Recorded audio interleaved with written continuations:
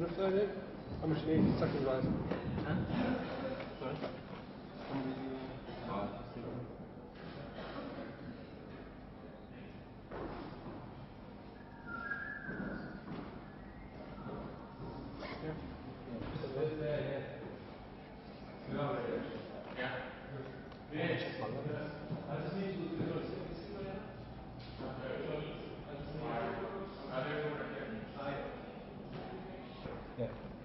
Where are we? In front of the railings, I think. Like this? In front of it if you want. Sure.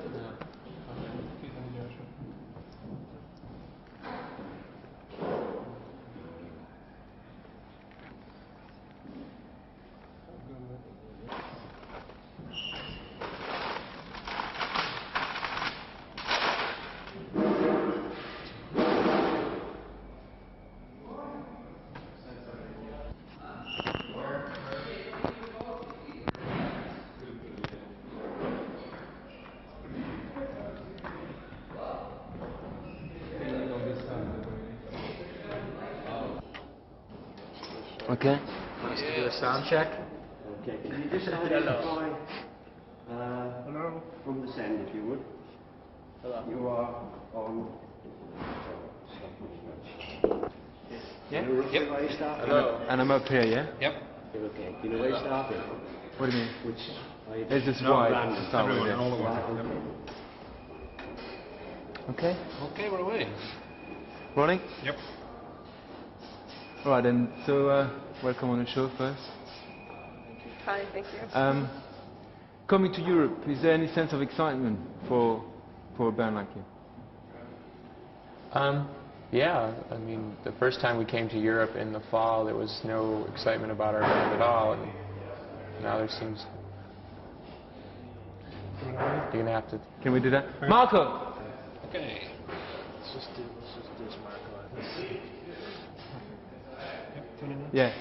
The same question I asked that because when a European band goes to America, there's most of the time a big sense of excitement to go to that country and kind of a lot of romanticism attached to it. So I wonder if it's the same thing for a band like you coming over here. Definitely, yes. We've spent too long touring America, so new surroundings are much welcome. And America's very similar in the sense that pretty much everywhere you go, it's very much the same. American culture is very homogenized, whereas to go from European country to country, it's so much to see and so much to do. So. And the audience, what kind of, if there is a difference, is there a much more varied audience you get in your concerts here that you would back at home? I don't think so. I think people are pretty much the same. Same. I won't say what they are, they're just the same. Same freaks come to our shows over here as well. So Gish, I talk about it because it's going to be re-released in this country. So I think for a lot of people it's going to be a discovery. It's going to be re-released? Yeah, well, that's what I've just been told. Oh. Re-released again? It's news. It was re-released already. It's news to as us. far as we knew. Whatever, yeah. They're not telling us very much lately. Next year when we come back with our new album, we're going to re-release the first album again as well. It's part of the master plan. And then we'll stop the new album and then we'll re-release the new album again. But only when we go to Paris. It's going to be different before we go to Spain, Germany. where we'll be just re-releasing it for the first time. Can you tell me, I think for a lot of people anyway, it's going to be a sense of discovery with, listening to Gish. Because I think for a lot of people there's a feeling of a band that is coming out of nowhere. Yeah. Marco! What the fuck? Is he around? Doesn't answer. Hold on. You're tied up. What the fuck are you doing? BBC loves fun. Just love We it. could fire our tour manager on TV, that'd be great. You're fired. Go ahead, I'm sorry. Yeah, because I think there's a feeling for a lot of people that you're a band coming out of nowhere, let's say, yeah? Coming out of where? Nowhere. Nowhere. No, that's particular. Yeah, the concept of nowhere to us is kind of funny because, I mean, we've been a band for 4 years, and I mean, we set out with a very ambitious plan of the kind of band that we wanted to be, and it took us a while to become that band. And once we started to become that band, then things started to happen. And it's been a steady progression for us ever since. So anybody can believe whatever they want, but I mean, for us, I don't know. I can't compete with the noise, you know. Hold on one second before we go ahead. What should we do? Should I just run down and talk to Marcus? You're going to have to get something done because obviously no one's paying attention. Keep going. Is that going to be just too loud? No. That's great. Thank you. It's hard to control.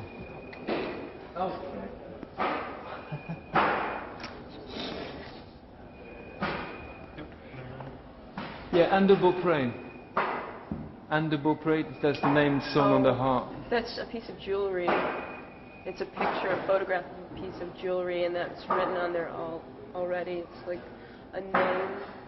You know, it's not. We didn't choose it for the writing on the jewelry for any specific It's more the reason. symbol of the heart. Yeah, Sacred Heart. The Sacred Heart, yeah. But you never traced up the history of it, because it might be it's I don't probably really think- I think quite it's a big real. history traced up to that. 'Cause But I mean, to me, it's irrelevant. so what is relevant about The the Sacred specifics Heart? of religion to me are always uninteresting. It's the general idea that I find fascinating. And like the Sacred Heart, for example, what's fascinating about that symbolism? Well, to me, I mean, it's not even symbolic of like a Christian ideal or anything. It's just this idea of this kind of semi-tortured religious image. You know, involves the Sacred Heart of Jesus, which is this kind of divine idea of His heart bleeding for you, and then it has fire and crosses coming out of it and barbed wire and all sorts of insane things. You know, it's an insane image to me, and there's a lot of insane religious images that people just take at face value. You know, they don't go beyond that. You know? I mean, who decided that Jesus had a beard? I don't know. You know, no one seems to remember what he looked like, but everyone decided he has a beard. You know, that's what I'm saying. The specifics of religion are uninteresting. You know, All the songs are written by you, that's what the cover says. for the most part, yeah. So that's the way that this band works. What That's quite unique, you know, 'cause you're a tight band, but at the same time, all the songs are I don't written think by it's you. that unique at all, really.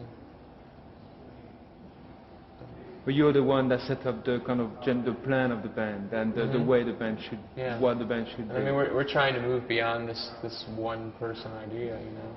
I mean, it's not that we perceive it as one person. I mean, the perception of one person is somebody else's idea. But, I mean, we as a band are trying to incorporate everything that we have together, you know.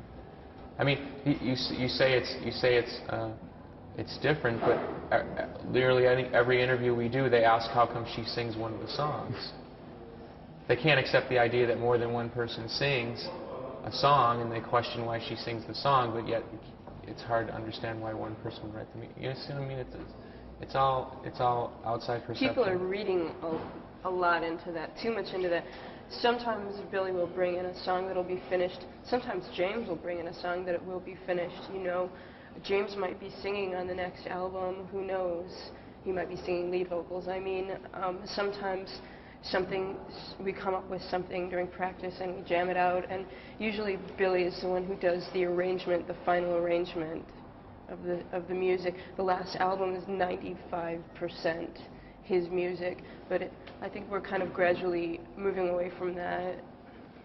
The next album may be like a kind of a techno album. We've been jamming with Army of Lovers recently. It's one of the reasons we came over here, and it made me more upbeat for the average listener. So a lot more makeup. A lot happier. Well, talking of techno, you're coming from. Might as well talk about it. You're coming from one of the techno cities of America. No, we don't want to talk about that. You don't want to talk about that. Can you talk about Chicago? Because I've been there. It's very grim. separate. A lot of long faces, sad people. I'd rather not talk about Chicago. Why is that? There are many little scenes, you know, and people don't really communicate from one scene to another. The Wax Checks label, I would think, is probably more popular in Europe and in the rest of America than locally in Chicago. And everybody just stays very separately from one another. That's definitely. I went there for a job for Rapido, and I really had that impression of it. It's 2 days there, but I was going, where is the house people living? Where are they? Why? Oh, you don't see them. And they're completely separate. That's, you know? that's It's totally, like another world. That's totally indicative of how it is, you know. There's no symbolic representation of what goes on in Chicago musically. You know, there are rock bands, but rock bands don't really play there. There are industrial bands, but they don't play there either. And then there's all the house people, and they're all living in their basements, you know. It's like, That's what they're saying. We make our own entertainment. We never go out. Would that apply to you? I think that's totally irrelevant to what we do. Something else that comes out in interviews a lot that I've been reading, you know, like reading things you've done, is the name of Black Sabbath. You can't see. This is. I'll answer a bigger question with what you're asking. Go ahead. This is where the media is so completely manipulated by the information it's given. Mm-hmm. Because I decided in our musical biography to mention Black Sabbath, nearly every interview that we give or every article that's written about us mentions Black Sabbath. If you listen to the record, I don't think there's a lot of Black Sabbath on there.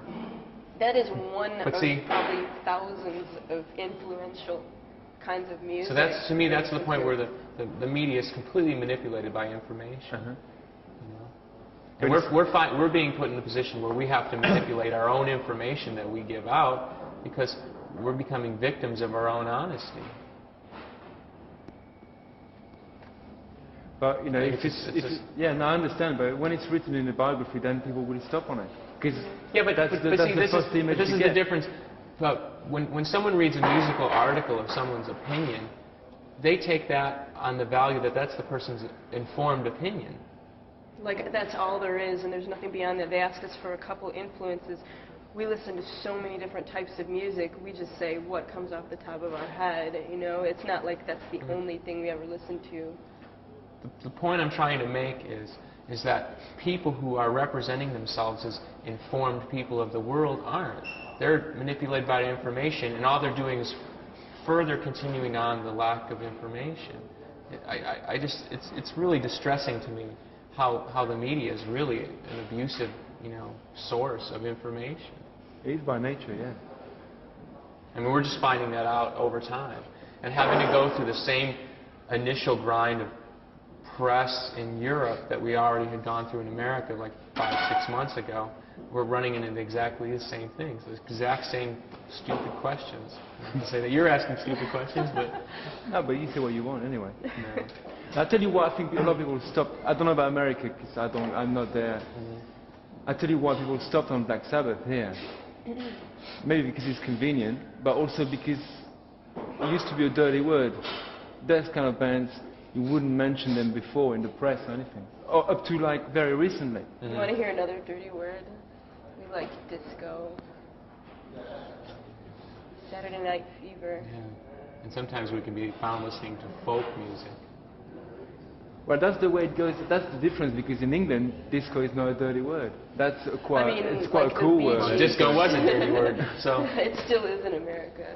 No, but what I'm saying is that, you know, heavy metal and Black Sabbath and all that, nobody, apart from the people that were listening to that music and just to that music, nobody would have touched it before and mentioned it. Well, it's not that way at home at all.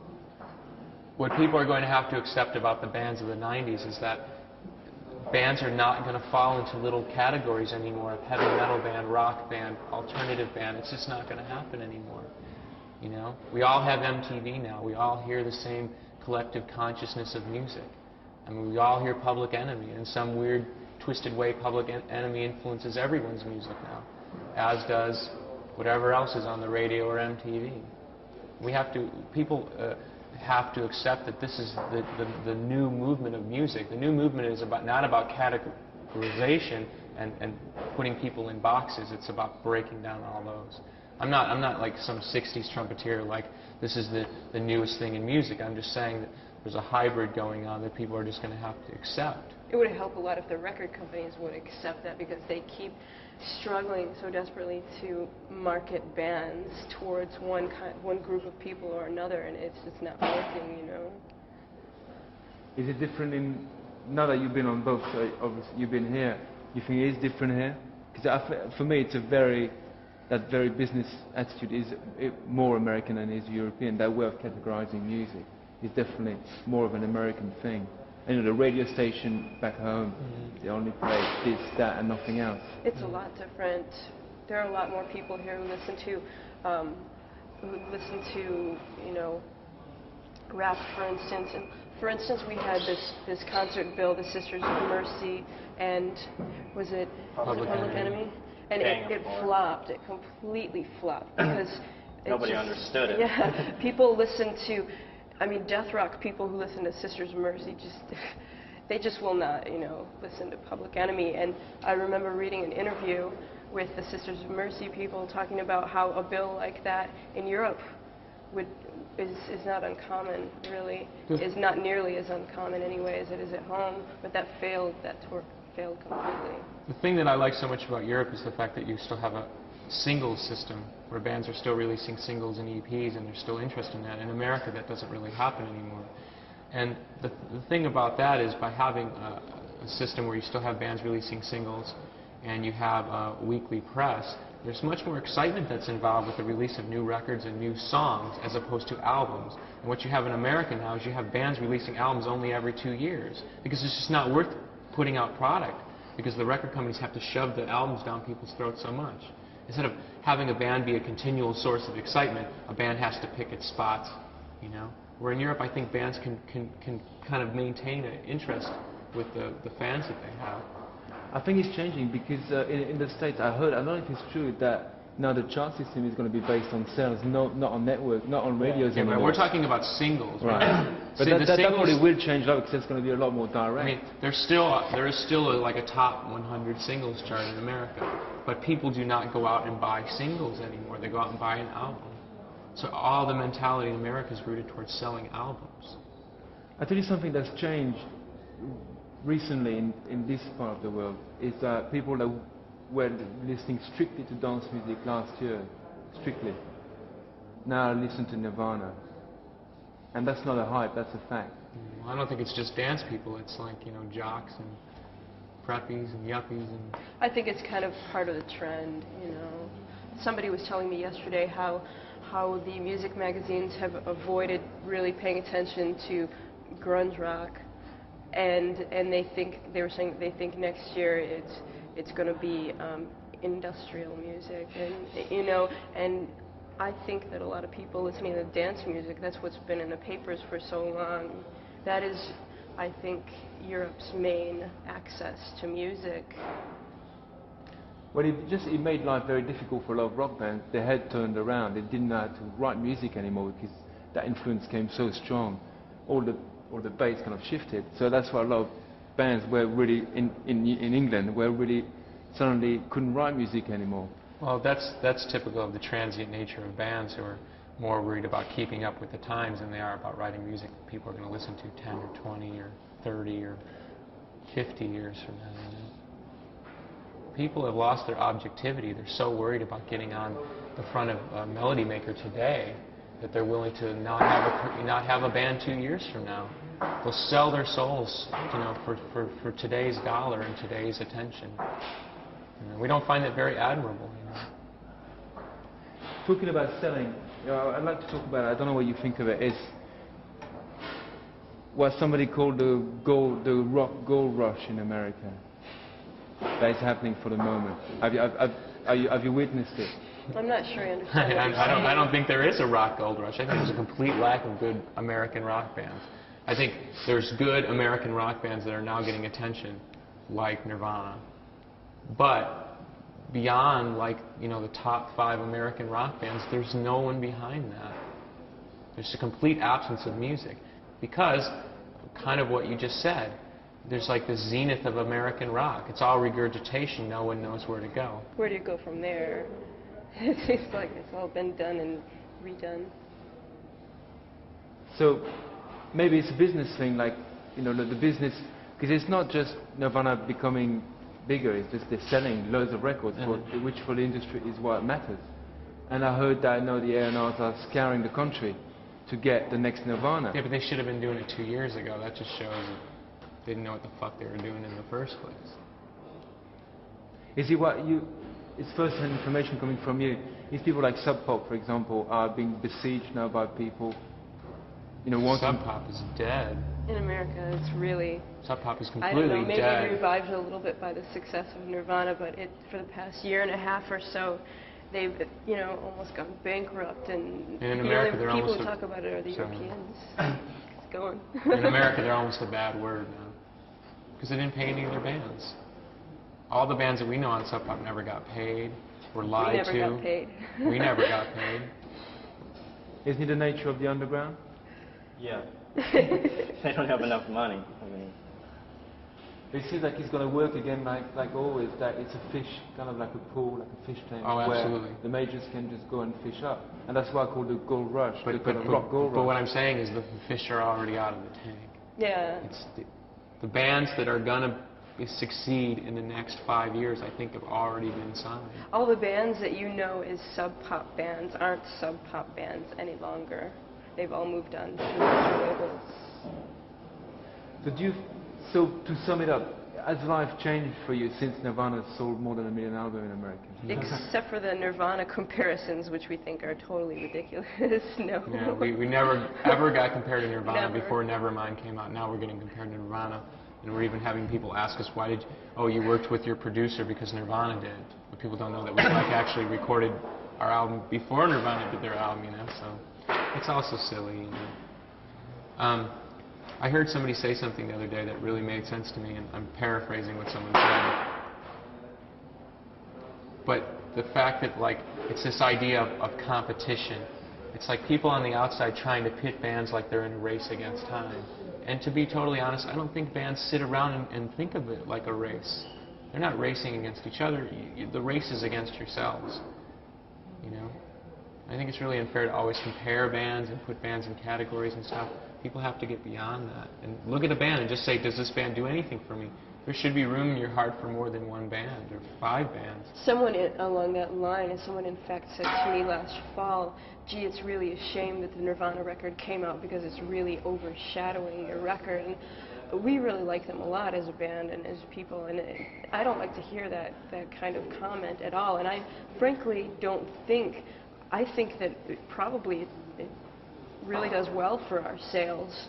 That I don't think somebody's going to go, okay, I have a Nirvana record I can buy and I have a Smashing Pumpkins and I can only choose one. Most likely people will buy both. I don't like to, you know. I think it's like the weather, you know. When the climate is good, people go outside. And, you know, if there's a good climate of music, people will buy it, people will enjoy it.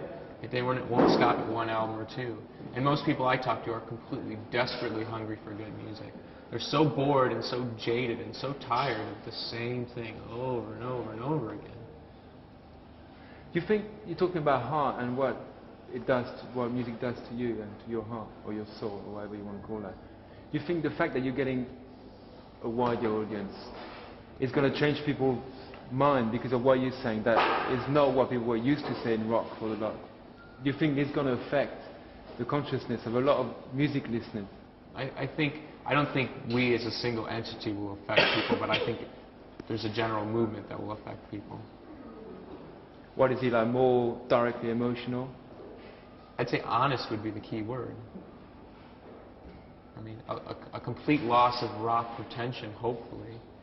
You know? I don't think rock can continue to sustain itself on Spinal Tap, you know. I mean, the days of Spinal Tap are over, hopefully. You know, even heavy metal has kind of come to its knees because of Spinal Tap. And Spinal Tap was almost like the gravestone of like, okay, you know, poodle hair, you know, blowjobs backstage, the whole bit, you know. So.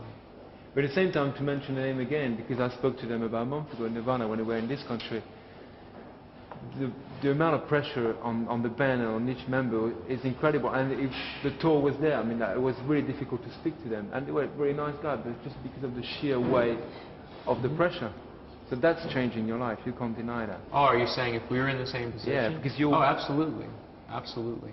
I think you're a liar to pretend that all of a sudden selling 3 million records is not going to change your life. You know, you're not a little boy in your house anymore. You're a millionaire. Yeah, and your life isn't really your own. You know, I think that's the hardest part. I think they're having a real hard time with that. I would. Here's a weird thing, okay? We're on tour in Europe for about 4 weeks. Of these 4 weeks, we've literally had no time to ourselves, nothing. When we get off this tour, we're going to go home, and somebody's going to dump us at our doorstep and say, okay, see you in a while. You know, you go from such completely absolute absurd extremes to being on stage and having people throw themselves at you and scream their heads off to going back and sitting in a hotel room. And it's the absurdity of those situations. I mean, the parallel that you've drawn is very extreme in the sense of like being a humongous band. But even for a small band, the ups and downs are so crazy. And the thing that's so hard is people expect you to be a normal, absolutely sane human being, and you're not. You're not sane to even be doing this in the first place. So. Is it a reason also like of you getting a lot popular, let's call it? It's also because of the live experience, and people also are getting really sick. I mean, Bon Jovi's been caught red-handed in America, miming. And they're trying to keep that down, and they're spending a lot of money on it. But Mr. Rock and Roll is miming on stage. Mm-hmm. Is that one of the reasons why people come to you? I think so. Put it this way: you take your typical average, you know. I'll start again. As long as you gotta start again. I'm sorry. You take your typical average person. They've seen reams of TV, violent movies, pornography, MTV. I mean, they've seen literally everything, you know? They've probably even seen somebody smash a guitar, you know? It's gotten down to where you'd have to kill yourself on stage to really get people's goat. So all that's really left is to come on stage, strip away the pretensions, and play music, and hopefully play powerful music that brings something out of you, and in doing so will bring something out of somebody else, and hopefully you can meet in the middle. I mean, that's a very simplistic way to put how we approach a live experience, you know. It's hopefully will ascend and transcend up above like 4 people in a corner, you know. I think that has a lot to do with their success. I think we showed people something on an album, not a complete thing, but showed them enough to get them to come see us live. And then when they see us live, they get something else. And then the next album will give them a little more, and hopefully to go back and forth and keep going up. And when it stops going up, that's the end of the band. Plus, our tape machine broke on the tour, and we just have no other choice but to really play live. Plus, it's tough. we actually were much better before. He used to come out and do a mime thing before we would play. But he hurt his ankle. And he can't do the walking in the wind. It hinders my playing every once in a while, but, you know. Next question. We're talking about Spinal Tap. Is that easy to avoid the various posturings and cliches? No, not at all. Because you're going out every night literally doing the same songs under basically the same circumstances. And it's really hard to remove from yourself the typical moves that might go with playing live or saying the same things. Hey, how's everyone doing? Hope you're feeling all right. There's so much you can do up there. Really. Like a lot of times people go, well, how come you don't talk to the audience or something? Basically because I don't want to say, what am I going to say that people haven't already heard? I mean, the only thing that we can show is like heart and emotion, you know? We're not actors, we're not orators, we're musicians who sing too. Kind of musicians. Okay, Bard. Good mind there. And you're talking about, when I was talking about posturing, it's also, like using a lot of rock. It's also you're talking about all the cock rock. So is that hard to go against that one? Oh, absolutely. Cock rock is still #1 in the States, definitely. Guns N' Roses are living proof of it. You find it hard to throw that away, or just not to get... The thing that's hard is so many people expect the lowest common denominator. You know, you're offering them something more, and they don't want, they don't want more. They just want to be hit over the head with a hammer, And whether it comes from John Bon Jovi in tight pants or from me, it really doesn't make any difference at some level, and sometimes it's really hard to deal with. because it's not always about mind and intellect and heart. It's just about like, hey, it's loud, and there's some really cute chicks hanging around. It's really easy to convince yourself that what you're doing is vitally important to everyone out there. And unfortunately, it isn't, you know. And hopefully you can reach the people who are there for something more. Are you eager to put new materials down? Because like all that is here anyway for the moment is things that is, you know, from last year or even before. Right. So people are living on an image now that is like couple of years down the road. Some people really seem to be having trouble with the transformation of the band that we were 8 months ago and the band that we are now. Which is? More everything. You know, like we played a radio show in Germany, and we played. It was like a real small room, but some people had come down to see us play. Only about 15 or 20 people, and we're so used to playing these clubs, you know, 400 or 500 people, and there's space. But to put us in this little tiny space with 20 people and play the kind of music that we're now playing, it was completely an overwhelming experience. It was bigger than the room, you know. It was just, it really brought it home just how powerful the kind of music that we're playing now. You know, we're really trying to move beyond like the typical rock. You know.